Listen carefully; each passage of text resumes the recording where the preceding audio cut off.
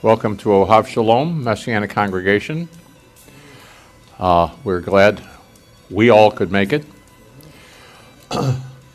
And Saturday's an inconvenient time for us to meet. That's okay, because it takes a certain amount of drive, initiative, dedication, and given a sense of importance to honor the Sabbath. You remember, it's one of the 10 big commandments to honor the Sabbath. How do we know that the Sabbath is on Saturday? Because the term Sabbath comes from the Hebrew word Shabbat, which comes from the Hebrew Sheva, seventh. It's the seventh day of the week. So when Moses came down from Mount Sinai, it said the seventh day of the week.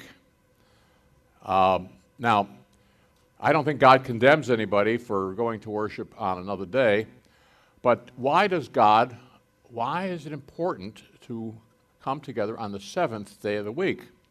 Well, because God rested, and it's a matter of following God's typology. Is it crucial? I don't know that it's crucial, but God does want us to follow His patterns, especially, so He's made that a big one. The term honor, to honor the Sabbath, honor means to give importance to. Well, our congregation has a lot more as its basis other than the seventh day of the week. We are a group of Jews and Gentiles. That's pretty new. And 50 years ago, there weren't such groups. And now there's many hundreds of them. And we're an entrepreneurial movement. There are there's fully 100 independent organizations that are marketing the Messianic movement. 100. Why is God doing this at this time? Well, you know how it says to go to the Jew first and also to the Greek. Why go to the Jews before the Gentiles? This is wrong. This is wrongly interpreted so often as being that somehow the Jews that it's more important to go to the Jews, and that's not correct, in my view.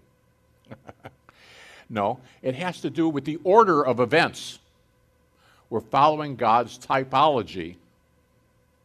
God establishes a pattern, and the pattern is He went to the Jews first and then later to the Gentiles. So we follow God's pattern. Why is that important to God? Well, it's a way of honoring God. So it doesn't talk about the importance of one group over another. It has to do with the order of events. First things happen to Jews, and then the other shoe drops, and it happens later to the Gentiles.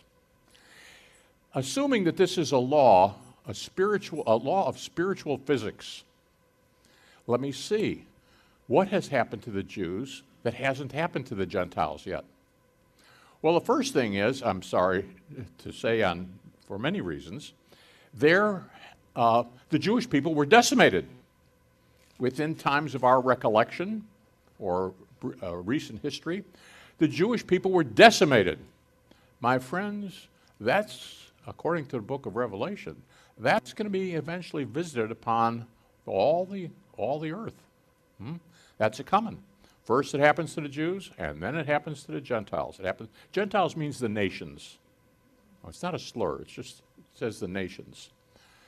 What else can we say is likely to follow this pattern? Well, one thing is that there's Israel's struggles, and then there's the world's struggles. Joel chapter 2 says that when Israel repents, when Israel comes to be believers, when Israel accepts Yeshua as the Messiah, when Israel repents, that's when God will pour out His Spirit on all flesh. Not before. We may not like that. We may be impatient about it. The Jewish people may not be an inviting people to bring the good news to. But nevertheless, that's what God said. That's the order of events. First to the Jews, and after that event, then He will pour, and it says the word then I will pour out my Spirit on all flesh. First to the Jews. So there's an importance to it coming to the Jewish people first. Okay? Israel The Jewish people, we've always been a nation, simply a nation in dispersion. So Israel represents half the Jews are back in the land and half remain to come. But that's going to happen in the land of Israel. But then, once it happens in Israel, it will happen to the rest of the world. That unity is eventually coming to the world. But the world is going to struggle to get there.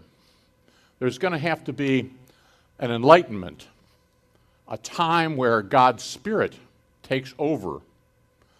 Starting in the Garden of Eden, we have been more or less at one another's throats. But that's slowly will come to an end. There will be events where, just like with Israel, Israel will come to peace politically, and that's when the world will come to peace as well. God will not be outdone by his adversary. So,